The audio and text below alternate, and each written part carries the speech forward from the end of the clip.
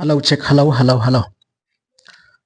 GMFDI CRT thilana to chung chang to dola KBC Kuki Baptist Convention hobung ho lekhaso hi tu ni ha ni veket hi ti aje su tu lai ta adinga hi chi thilana to namun hi igam sungu na pen le hagawa dinga mihim zo silung subui pen setan na satal hep na huya zap cho hi in alin aneo mizo si imumo to mo zena athule lahi ibkisa bui pina hu jingai heya chumi tam ta pathin thua ki ven ji hello lungbo ya hi cho chu lungbui na loading la pathin thua ding dan ikil jing to kilona tu chen ngai pan in lau in chu ting ta li thu sei do hi na satan na tong in chu ting ta le thilakul pi yong ki ling leu jing in chong le mi tam ta in jong he thim theina inei ta pathin thua ding dan ki chin tan ka he chin tai ta mi tam ta test mi lo pi ta ki mo jing in hi cho i bol na ban wa hobung hon jong hang san ta lekhaso hole order hang san ta hin su ho ki mu thai zap hongum ta KBC KCC ECA ho jong ni sim no ta win tu nai ku ki Baptist Convention hai khat bai ni sim dan ka ting amo ai ka vet na hi le September som la gup lang pe achu hi chi lekha hen su masat wi da nei tan ipion la tu ni sim do pan hi timin hi chia akilor no ho zo siu chu zan hi December 23 som ni la thum nya chu order khat a hin suwa mi khat chunga action ala wai tan hi jong chu invat di pi le lekha masapa hi ani ve masai tiwin KBC Baptist Convention het sa na le ki ga na hi chung chang thwa ipi an sevam mi pio het theding in sim do in ka te hoi te ke chan ngai bo tu lai gam sung ba ta san thuil zat chom thagau tu phone or pathin tu pon ta ke lang sap jing he cookies Baptist Convention in anuya bangya ki chi pi ding a he ena a thagau tu pon ta san le thu do thuil thu do khatna hi chi thuil hi Holy Bible to ke tu lo zen ke pompoi second Timothy bung thum chang som la kup thu phon bung som ni la ni chang som la ga pe som la ko chuting tala ni na hi chi thuil hi mainline church a hidia Baptist ta san to ke kalze in ke pompoi hi chi thuil ke KBC constitution na ta san phon do statement of faith to ke tu lo zen ke pompoi KBC constitution page number 8 apara 14 chan na sunga ki in aphama majing in ke papi nom ve itabanga hobung hoin hang san ta lekha sunai nei wai tabang thilana to na apan la khom dinga kalisia khom ho hi lo pi in ai chu thilana to na hi ki chin ta ke ta in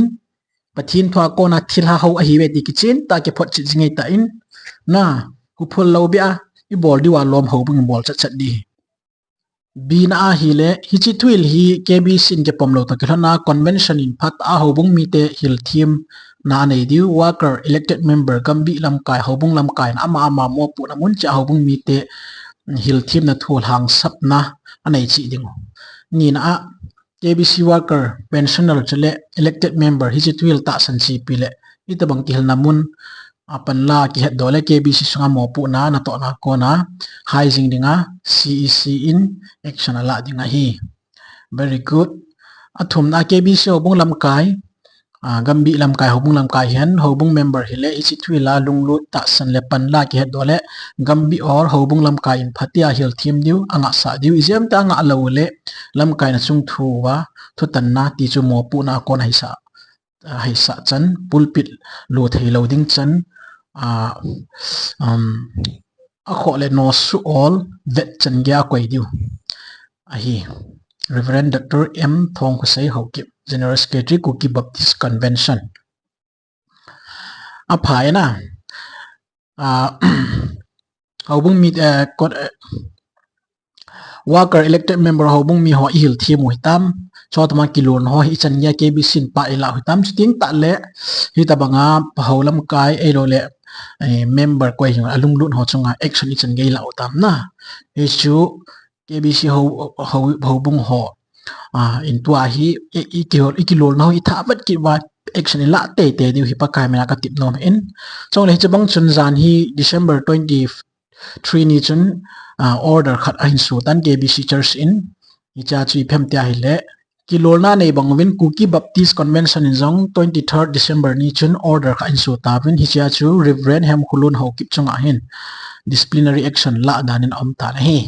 khat be simi TV Reverend Hem Khulun ho kip in KBC ta san le chinal hong pi chule 94 Executive Council kilor na to ke kala tuil na ani zanga Christmas sung sang thwani sim nga December 2005 ni khwa milham holam kaina nei in KBC le ama ke ka ki guizap na zo si hi ni sim som ni le ni December 25 2025 ni khwa konin akisutan tai chutolo na ama hin KBC le KBC hobung chele KBC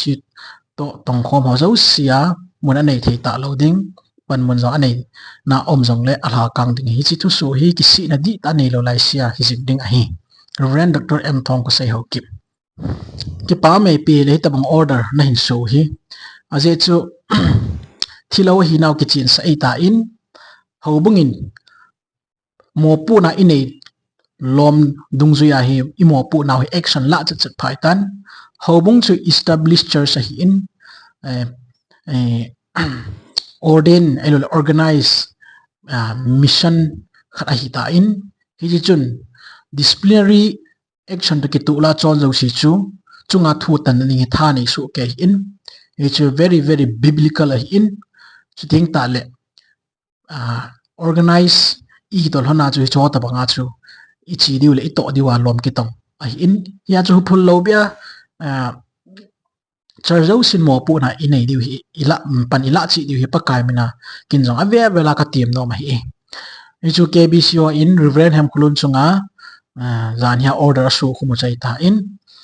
chi thilo ho hi pathin nei ka hi ve thagau thiang chang ka hi ve pathin o zate ka hi ve tiu he ya chu bol tap tap di aye chu api no ching khulam hu ki he in ama te ni khu deep cha ta mai tan leitula to ho loi khun thu ta in he na leitul hong ba na hong ma kiu hila an la kha di khu ama khu ti jing tan a video pha khan ang chu Thanglensei jong idin zo diu hinam ti ho pa mi til khau khau na jong ki ja jing ai tan na ya chu lat bol tong church in bol po po tong hi chi member ho loi hi alhu bu wai ma cham lo na mi to say mi za za pwa hi ki him ngol ngol wa uma hi ben ya chu ata asana la het chu ma cham lo hi in thilau a hi naw ki chen ta ke sei pi lunga church in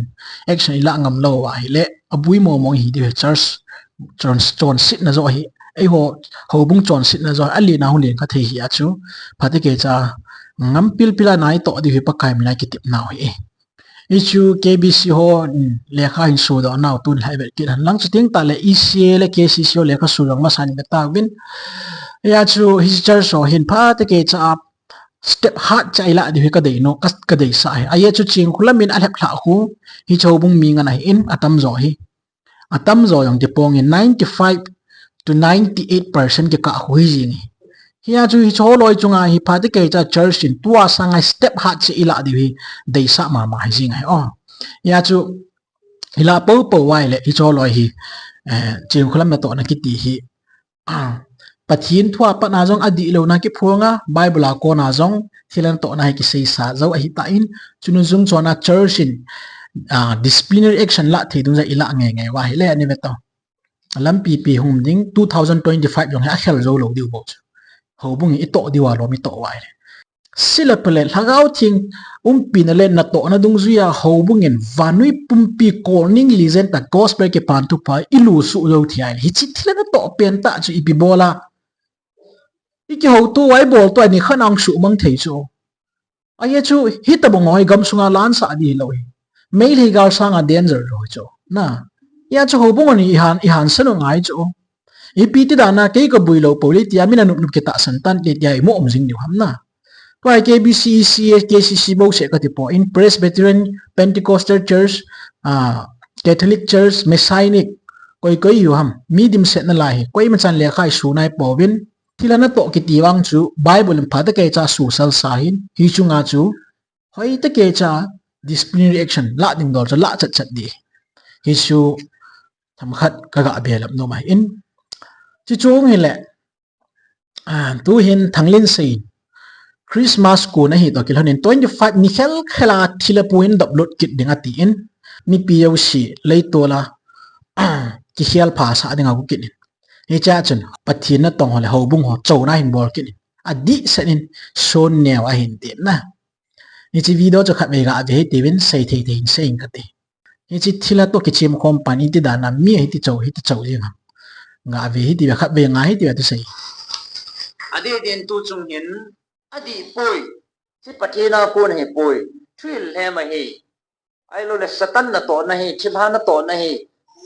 ya nil kala pang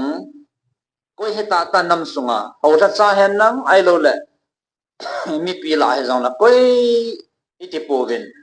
tunin isini ko ting la hen hongo itin amun ta akitu pui iti now ichi thil he ma hi iti now pa chu thu ta chi pi ka hin patien la chadi ta ai lo patien cha di ta kai ni chi kei mu danin a he mai bo be satan na to na hi na tia le sang ke amun ta hong ki din te pi ding in pakai min kan ko ve na he adi sanin especially tu te tunin na adi sanin number 1 isu pe pau sun meo I mean ta hin sing ka te ji sama no open ta YouTube ma video tampian sim ta sa di lon ho ena ngala he inom do me sia edem sanga abul chu isu mit lawa abul chu isu be lawa ikal do abul chi tha mit lawa le apam la ngai pi ki se on le mi ging jing de so ya so face to face in amunta hongin lang Bible sang hoa pansa thiam ipiana pansa de ha za su ke tau suna Thanglensei mi chau na chu koi ta bang adem jing ho satan na to na hi thila na to na hi ya sei jing ho chun hung min lang 25 nya thila pung ki phun hi pathin a hi rong phat chin be atia hi chila dei sa di sa chu sun neu ne in ti so na very good Thanglensei kamin na in pa chu pha chu Thanglensei thil khat na in dong nge ban ka sei ma sangin sun neu in GMFDI na ki to na hi thila na to na he ati in Bible thua thu tam ta sei sei jing in tunin kin pathin thua kon in thila na to hi lo dan nan hil chi ne winge ti a mi pi ho na hil na le YouTube channel la na hil ha do ngam tu nya chang khat be khai in sei ma sati pathin thua ko na hi chi hi pathin na to na mo mo he na ti na kam chang hoyam kha mo Thanglensei ama sa pen kin hi chi chunan chawing ka te na thilapu hi thilapu e poi pathin a hi mo mo nge ti hi mas pena nain phat chit na dinga Bible thu nain shading mas pena ka tim nei chi chunan bol ni hi cha chu nei convince wa kin jong o Thanglensei si pi di e pathin mo mo la kan ti ting la kong de na lei tu la mi ngol na hep la o tabang kai lo cho amo tabanga chi easy target in nin ko in lang na ko man le na chou man na chu hung ding nei ge li tang thangpu Thanglensei ching khulam hep la pa na mi chou hi satan mi chou na hi bo chu me aye chu ki hon thila hi ti ki chin ta ka he no thila hi he na sa hung win lang na hin ti chu satan hi chu o Satan ki tin mi chau hi cho pathin mi on mi chau lo bi chu me biligram chu pathin mi ta hi lo hung pachin min ki ti khalo pi Charles Spurgeon holoi pathin mi hi lo hung pachin min ki ti khalo pi na William Carey holoi pathin mi mo mo he ti hung pachin min lei tu la ai lo ai na ang ni pachin min ki ti khalo pi tu na Thanglensei le ching khulam na to na pen chu pathin na to na mo mo tia I pi ngai to chu mi na chau honam aye chu na to non chu diabol na to na I je cho Satan ki thin mi chau hi cho Jesu ko ma nga som chang ha ki su se pathin chapa ni le ti chula cross ha ki khei pe na pathin chapa ni le hung kum hlan ti chula Satan se yo si chu Jesu na bolam a bol lo ya chu pathin hi poina ti ngam ni ham lei tu la mi na ko ya chu ka hung lo ye wa chu nang ho chu pathin ho ni diu ki ho adi lo ka hi thau thau de ti na dan ham ki hon thila hi ti ki chen ta ka he no ke ho chu chi lei tul mi bu ho mi chapo ho satan hep hla ho mi zum mo ho mi hoi tho ho ki khop khom na mun a chu ke ho hung hi we tang ne nam ke ho hung na ding hi lo cho lai chu aye chu ka hung ding na de ya hi le ka sei ta chu pathin a hi dan pathin to ko him phat chi ma sata aye chu Bible tu sei dung ja ke ho pathin ho ke hu chu hi chi lei tul mun a chu Bible in pathin a hi mo mo ta ahin sei thia le o Thanglensei sei di chi taw te kan ti chu nang ko ka ngai lo pi chu ne na tunin Bible a Jesus Christian ei thumop naw nan sei pi ngi Matthew bung som ni le li chang som ni le ku ani ve tongo Thanglensei na sim kha lom chi Vevin mi ho in naza awa gam thiba ame tiwa yong le chi min in ben sungnung ame atiwa jong le anachi hi na ti cho lei to la ame hoi lai mun ame te an chi hi min ti cho Jesu minahong kilapma pathina hi hong pachin min tam mi chole le ho ko ma chun kapakai ka hu hingpu Jesu Christian akam chang ta ai thumop nawa chun anachi hi min ti cho Thanglensei nang lei to la alhu ki su lo alhu bu kim lo pathin thu iya sa lo na lep la ta bang jing ke ho easy target ni nei thang Thanglensei setanin zummo tenga na lep la hi ji chu nangin za chalo tanga hawla cha ho hawbung ho na ti nang ho business man na ding ka hi lo chme ke ho mingol phabe khan na ki lep la society sunga mi ching ta dana na mu milal organization leader thila ta san thebe ngan na ki lep la thim gaw hle mon alep la sangan na ki lep la na yong ching khulam na lep la gul hang valli na hi lai ta nunga ho no hoi na sa pathin na tong tongo na ta na ongai na oniam na hi pathin na to nan mang tongo tom cruise ho sang na mial hoi jo ri chun ipiji ai bonga ching khulam thilanu ni shop le ding powa anung tina na juya akin jo si bola na hi ti ki sa lalam dukana chile na chi pin common room a to na to pin bazar chile na chi pin bu ne la ne hom pin thil ha to keu le keu hom pi da na na tong kin gulang wang se ta nei cho nang na gulan ta lai ta chumang chan lang thila tu sei po ngai ding ho bung ho pastor ho pa kai la cho hi chole le hi ta nain khupum pia na wang sit na di chum thua keu wi chu pathin hi Thanglensei ne na thua keu wi chu chia chu pathin thun a sei bo ka ho deu pathin thun chi hi men ti la ka chi lo dingu pathin thun chi men ti la ka chi deu chu thua ha chu thua keu ya chu hi chi thua chun nang in jong lấy tu la na thila pui pathin hi mong ti pathin to koin phat chen ta nang ko ngai lo ba khong diu cho so cha te bung som se gi na beria mi ti dan ko ne na Thanglensei ka tu sei na ngai ding ka ta sanin na skip lo ba na ngai di cho so cha te bung som se gi ko ismai le beria mi te pathin tu hol dan ki mu cho chang som la ka ismai le amo chu Thessalonica mi ho sangin aphazovin lungkip ba tan thua sangon hi chu hinalo ham tin pathin thua hol tu jive ti cho lei tu la mina chou cho na wal hele le long cho pathin thua hol tu ve ti cho tu nya nang in van pathin lei tu la ong ki phung en ti nang le ching khulamin thlang na hin samana chi na hin sap ni khuwa ke para chi ke hon pathin thu to ke tu hinam ke tu ram tin na ot chang yo si hi study ka bol sing mata chu na za ya chu thua pathin khoi ya chu hi chi thu dung zui ta chu na thu se ho le thila pu na to na hi ki ta hinam di hinam ti kan vet chil ba thila na to hi ti ki chin ta ge wa hi chi thila mu na chu ipi bola khong ning nang in mi convince ma sagulo a ipi na bola ipi thanai na ne ya ho bu eu si na chou chu ham sei ti nang thilau nei chume lei tu chu thila hai chume mi bu yo si khop khom na ne hiu chume ching kholam thap lau si khop khom na ne hiu hi chi lei tu bu la chu ke ho kong dingo kong ding na de la pathin thwa konin thila pui poi pathin ei tin phat chin ta lei tu la pathin hu ning pathin thwa kon moi be ta chu na thila pu chen pi se yong ke man tu ne no ho hinga kong thu pha kong phun kong bol chu wanui mi te kapi hi chi Bible achun akisun poi di Bible akisun lo chu thila na to nai chu la hi chi thila pu chen akam chang ta sei do ki sena na kilap sa Thanglensei ke hi ni ki phin do hi tongo na zum ni chume pathin tho ang pan san lang pathina hinain phat chi masata nang ko ka ngai lo diu chu ke ho no ho sa pathin thua ipi ha sensitive zo na quick response ka nei zo chu no ho sang tua chu quick response ka nei na pau chu nang ho ka ta san thina pathin thua kon sei ta iki vet di chu ai wa nga ipiam khat me dana microphone maya nong dina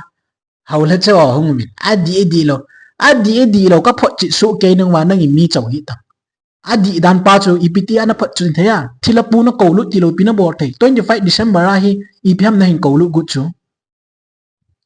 Satan kiti pa chu mi suboi ya chu min Christmas aman ning lai ta a hi chi thilapu chung kilap kina hong gu kit ta chu me